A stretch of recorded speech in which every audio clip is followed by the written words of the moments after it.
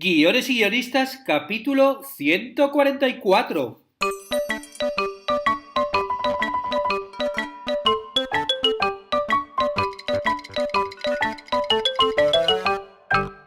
Buenos días a todos, bienvenidos a Guiones y guionistas, el podcast con el que todos podemos aprender a hacer guiones y en el que el guionista es el rey. Cada semana salimos al aire con 2 programas en los que vemos un nuevo elemento, técnica o herramienta para que sepáis más del real mundo de los guionistas y el criminal arte de los guiones. Hoy tenemos un tema en el podcast que nos acerca a la realidad más sórdida y criminal porque vamos a hablar del True Crime. ¿En qué consiste este subgénero y cómo podemos hacer una película o una serie que hable de hechos criminales basados en la realidad? Bueno, pues eso es lo que vamos a ver en el programa de hoy. Pero antes recordaros que en la plataforma de cursos de guión de guiones y guionistas, hoy comenzamos el curso de guión documental, en el que vamos a ver el proceso de creación del guión de un documental desde la idea inicial, la investigación, las entrevistas, hasta la propuesta de venta. Hoy dedicamos la primera clase a la búsqueda de las ideas para hacer el documental.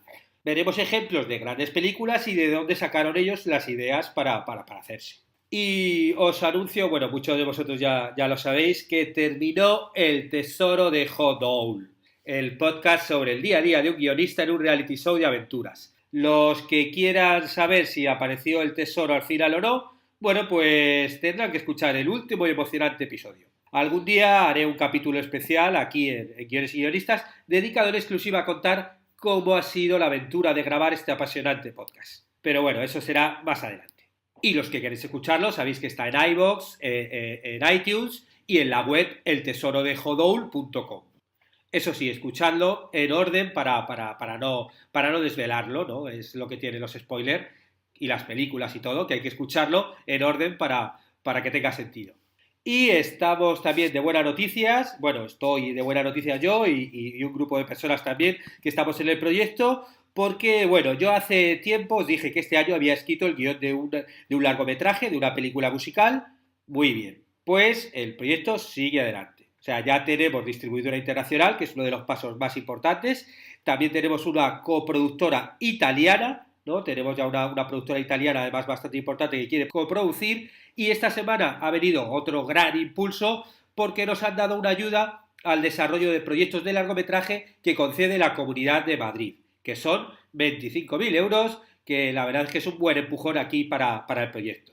Todavía tampoco puedo decir mucho, pero según se vayan haciendo público más cosas del proyecto, yo lo iré comentando por aquí y bueno, algún día pues os contaré el proceso de cómo fue la escritura de guión y bueno, si se hace la peli, pues veremos la peli, veremos el guión y podremos analizar millones de cosas del proceso. Pero bueno, hay que ir paso a paso y ya sabéis que las películas se tardan muchos años desde que te surge la idea y se hace el guión hasta que se consigue la financiación, se hace la película y luego se estrena. Y ahora sí, pasamos al True Crime. Chan, chan.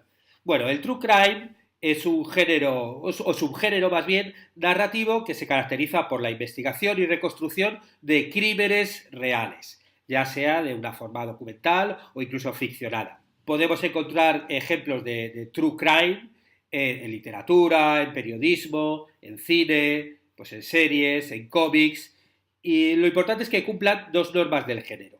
Por un lado, reconstruyen algún crimen y por otro lado están basados en hechos reales. Esas son como las 2 patas sobre las que se asienta cualquier true crime, ¿no? Si no te cumple estas 2 opciones, no es true crime. Por ejemplo, si hablamos de literatura, yo creo que hay un libro que seguro que os suena, que marcó un antes y un después, ¿no? Es A Sangre Fría, la novela de Truman Capote, en la que relata el asesinato de una familia en manos de 2 hombres. Truman Capote asistió al juicio y de hecho compró las grabaciones del juicio para elaborar después el libro de forma súper exhaustiva. Y escribió una novela que inauguró la corriente que se conoce como el nuevo periodismo, que es una corriente como muy rompedora con el periodismo anterior e innovadora también en la literatura, porque lo que busca es llevar a cabo una investigación periodística rigurosa basada en hechos reales y explicar la historia con un tono literario, ¿no? Es esa mezcla entre periodismo y literatura. En periodismo este género, por ejemplo, en España siempre se ha llamado crónica negra, ¿no? De toda la vida. Y tiene grandes ejemplos en prensa, donde casi cada periódico pues, tenía sus secciones, e incluso hay diarios enteros exclusivos como El Caso, que se dedicaban solamente a crónica negra. Y en televisión, por ejemplo, como vemos en las secciones de muchos magazines matinales.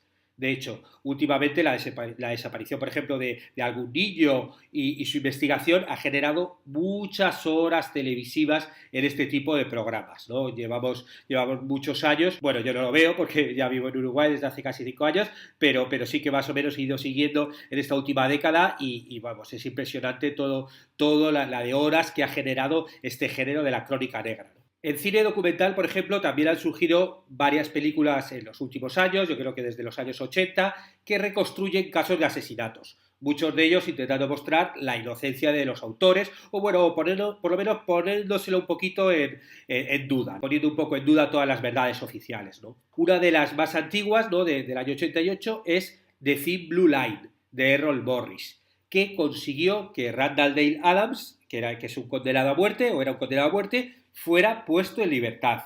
Y la narración de este documental lo que hacía era relatar que Randall se encontraba en el coche desde donde mataron a un policía, pero no fue él quien le mató. Lo curioso es que esta película no pudo competir con el Oscar al mejor documental porque incluía dramatizaciones de todas las versiones, ¿no? Que íbamos viendo en las distintas versiones de lo que pudo suceder en la noche del crimen. Y bueno, eso la verdad es que en su momento, estamos hablando de finales de los 80, era bastante como innovador. Actualmente, por ejemplo, se puede disfrutar en Netflix de The Keepers, que es una serie de true crime que investiga en 7 capítulos el asesinato no resuelto de la hermana Catherine Cesnik, ¿no? De una monja que desapareció en el año 1969 en Baltimore. Y el tema es que apareció un tiempo después muerta en el vertedero de una localidad vecina. En la serie documental se ve como hay personas que todavía siguen investigando para descubrir al asesino y reabrir el caso. Y esto ha pasado ya, bueno, pues eso, casi hace 50 años. La verdad es que la serie yo la vi y está muy bien, te va enganchando poco a poco cada vez más y está contada desde muchos puntos de vista, ¿no? Todo lo que es toda la investigación y poco a poco, como va desenroscando la madeja de qué pasó allí con la muerte y qué es lo que había detrás en esa escuela y las personas que lo tuvieron protagonismo con esa desaparición, ¿no? Pero claro, han pasado ya muchos años y claro, hay algunos que, de hecho, uno de los que posiblemente fuera el culpable está ya muerto, claro. Pero vamos, si no la habéis visto, vedla, The Keepers, que merece la pena. Y en cómic también os he contado que existía este género, pero bueno, es que el género del true crime viene desde los años 40 del siglo pasado, o sea, desde hace casi 80 años, ¿no? Y la publicación pionera fue Crime Does Don't Pay, o sea, el crimen no paga, que comenzó publicando historias verdaderas de asesinatos, de gángsters, de pistoleros, y en el apogeo de su popularidad, para que os hagáis una idea, la antología vendió más de 1 millón de copias cada mes y luego, bueno, pues, surgió a partir de allí una serie popular de radio y una exitosa serie de cortometrajes producidos por MGM. O sea que ya veis que es un género que ha tocado muchísimos medios. De hecho, también está en podcast. De hecho, el podcast más famoso, o uno de los podcasts más famosos de la historia, también tiene un true crime a sus espaldas, ¿no? Me refiero a Serial, que cuenta los hechos reales en torno a la muerte de Jae-Min Lee, que es una joven de 17 años que fue asesinada presuntamente por su exnovio Adnan Syed un 13 de enero de 1999. Y cada semana Sarah Cohen, que es un poco la que lleva el podcast, bueno, y su equipo, se encargan de pormenorizar un aspecto relacionado con el caso. La coartada de Adnan, la ruptura entre él y Lee o las inconsistencias de la acusación. Para que os hagáis una idea, Serial fue el primer podcast en llegar a los 5 millones de descargas y streamings, un poco combinados, en la historia de iTunes. Por eso digo que es el podcast como más famoso de la historia de los podcasts, que es una historia pequeñita, pero bueno, ahí estamos. Yo ya os aviso que no llego a esas descargas. Y también para los que queráis escuchar un podcast True Crime en español, os aconsejo Le llamaban padre, de Podium Podcast. Os leo de qué va la historia. Esta historia ocurre en Lleida, en un pequeño pueblo llamado Castelldans. Carles Porta es periodista y durante 2 años ha estado investigando uno de los casos de pederastia mejor documentados del mundo. Una historia de abusos, de víctimas y verdugos muy sutiles, de padres e hijos. Bueno, este podcast la verdad es que es bastante alucinante. Son 7 episodios de más o menos 20 minutos cada uno y bueno, es alucinante cómo el periodista nos va contando cómo fue descubriendo toda la historia, cómo fueron investigando, consigue hablar con el policía que entró allí por primera vez y descubrió todo. Buah, realmente es apasionante. De hecho, hay una sentencia y muchas dudas dentro de esta historia sin despejar. Una especialmente. ¿Cómo fue posible que se repitiese el crimen durante 17 años sin que nadie detectase nada? Y en este podcast, podcast documental, lo que se hace es que se escucha incluso hablar al pedrasta, a sus víctimas y al policía que destapó el caso. Ya os digo, imperdible. Y ahora vamos a ver cómo crear una serie de True Crime. Lo primero que tenemos que atender, obviamente, es el caso. Porque todo relato de True Crime comienza siempre con un caso en el que se haya producido algún acto criminal. Para que este caso tenga el suficiente interés se deben dar dos características. Por un lado, ser un caso mediático. Cuanta mayor cobertura haya tenido en los medios de comunicación, más valor tiene la historia. Hay casos que se pasan meses o incluso años en los medios hasta que se encuentra un culpable o se resuelve de alguna forma. Todo este tiempo no hace más que generar expectación que después puede utilizarse a favor en el estreno de la obra, obviamente. Y el segundo, contener algún misterio, porque no sirve cualquier caso en el que se haya producido un asesinato. Para que sea susceptible de ser llevado a la pantalla, debe existir algún misterio en torno a él. ¿Algún misterio? Bueno, os voy a hablar de 3 tipos de misterios para que os hagáis un poco una idea a qué me refiero cuando hablo de misterios. Por un lado, sin cadáver, o sea, que se haya producido una desaparición y bueno, aunque hay indicios de que se haya producido un asesinato, el cadáver todavía no haya aparecido.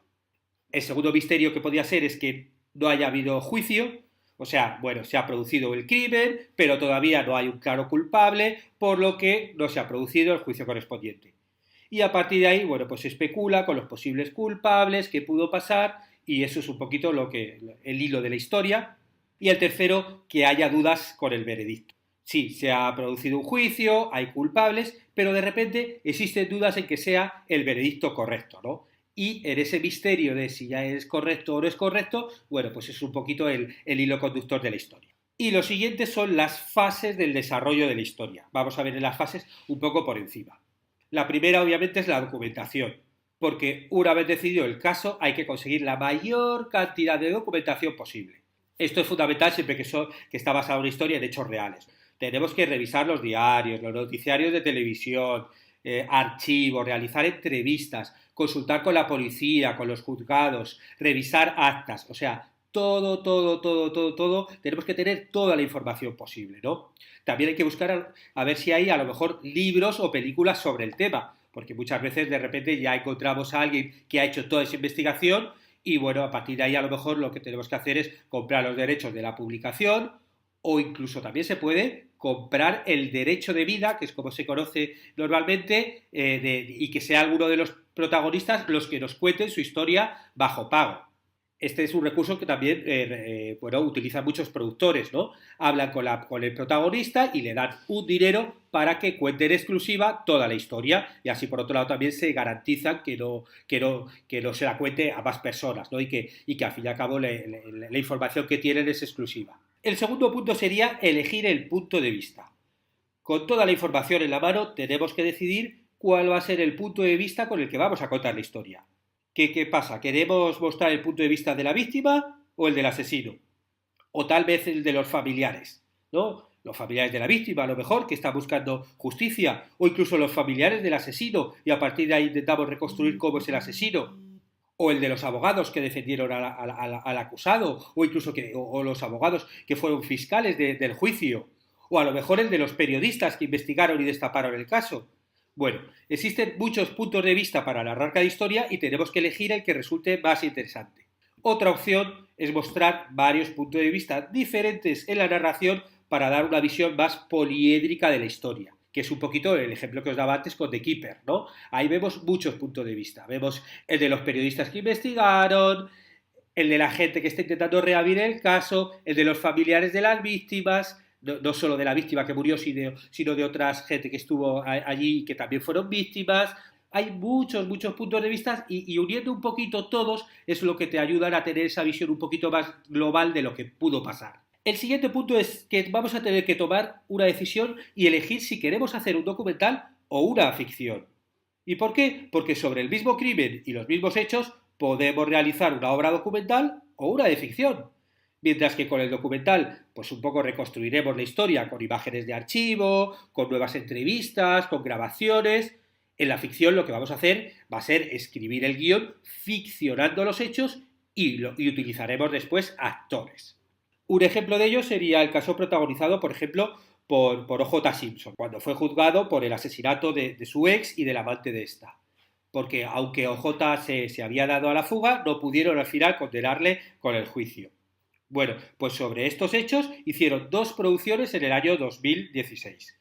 Por un lado, O.J. Made in America, que es una serie estructurada en 5 partes que ganó el Oscar al mejor documental, para que veáis, y por otro lado, The People vs. O.J. Simpson, que es una serie de ficción con 10 episodios e interpretada por Cuba Gooding Jr., que es el que hace de J. Simpson, por Sarah Paulson, que es la fiscal, por David Schwimmer, que es el de Friends, ¿recordáis? Genial. Ross de Friends, pues aquí hace del padre de las Kardashian, que era uno de los amigos de él y bueno, que estaba ahí metido con el tema del juicio, ¿no? Y John Travolta también actúa ahí. Como veréis, son 2 formas totalmente distintas de encarar la historia. Por un lado desde el documental y por otro lado desde la ficción, pero en los 2 casos están basándonos en la historia real del crimen. El segundo punto es calibrar la duración de la historia y a partir de ahí elegir el formato. Porque claro, la documentación y el punto de vista elegido ya nos tiene que dar una referencia de con cuánto material contamos para contar la historia. Y a partir de ahí hay que decidir si vamos a escribir una película o una serie. Porque a lo mejor, ¿cómo sabemos si tenemos suficiente material, por ejemplo, para una serie? Bueno, realmente cuando la historia tiene suficiente recorrido resulta obvio, ¿no? En los ejemplos que os he puesto antes, ¿no? O.J. Made in America es una serie de casi 8 horas y The People vs. O.J. Simpson tiene 10 capítulos. O sea, obviamente tenías material para hacer una serie. Pero otras veces también hay que combinar las 2 cosas que os he dicho. Por un lado la cantidad de material, pero por otro lado el punto de vista. Porque tú a lo mejor quieres contar un punto de vista muy concreto. Y entonces, bueno, aunque haya muchísimo material para hacer una serie, tú quieres contar solamente el punto de vista, por ejemplo, del abogado defensor en el juicio y claro, no vas a contarlo todo. Y a lo mejor dices, no, es que quiero contar esto, o yo qué sé, el personaje que está en el corredor de la muerte y conoce a un periodista que le hace la historia. Y a partir de esa historia, bueno, cuento lo demás y dices, no, es que esto lo quiero contar solo en una película. Bueno, eso ya os digo que tenéis que manejar distintos elementos, y uno de ellos es la cantidad de la documentación, pero otra es la historia que tú vas a contar, el punto de vista que le vas a dar, ¿no? Y por último, tenemos que crear la Biblia o el dossier de venta de nuestro proyecto, ¿no? Dependiendo también si es una serie o si es una película. Como vimos en el curso de Biblias de series, tenemos que tener claro el concepto que queremos explicar, los personajes, la estructura de la historia, las tramas principales, el tono y el estilo de la historia de cómo lo queremos contar, ¿no? Y también poner una sinopsis de la historia y de los diferentes capítulos. Y como explico en el curso, hay que especificar cuál es la relación con el material real, las fuentes documentales y la investigación. Porque al ser una historia basada en hechos reales, las fuentes tienen una gran importancia y tenemos que aclarar qué tipo de archivos utilizaremos y cómo. Vamos a utilizar imágenes reales de vídeo o no. Por ejemplo, una serie como la de O.J. Simpson, hablo de la serie de ficción, obviamente los personajes son actores, incluso hacen recreaciones del juicio y todo a partir de los actores. Pero luego hay otras imágenes que son reales. La imagen, por ejemplo, del primer episodio, que es bestial, de toda la persecución de O.J. Simpson, que fue radiada con helicópteros, fue algo impresionante. Pues claro, hay muchísimas imágenes que son reales, tomadas de los propios que se emitieron en televisión, ¿no? Y mezclar esas imágenes reales con imágenes grabadas de el actor haciendo del personaje dentro del auto, ¿no? Bueno, con esto termino el podcast de hoy en el que hemos visto en qué consiste el True Crime y qué pasos tenemos que seguir para crear uno. Y si os ha gustado, bueno, como siempre, pues agradecería que hagáis algún comentario, alguna valoración en iTunes, en iVoox o YouTube, o que compartáis este podcast por redes sociales. Y por supuesto también desde aquí eternamente agradecido a los que os suscribís a los cursos de guiones y guionistas que ayudáis a que este podcast siga adelante. Estaremos juntos los martes y jueves con nuevas técnicas, estrategias y análisis para que aprendamos entre todos a ser mejores guionistas. ¡Hasta pronto!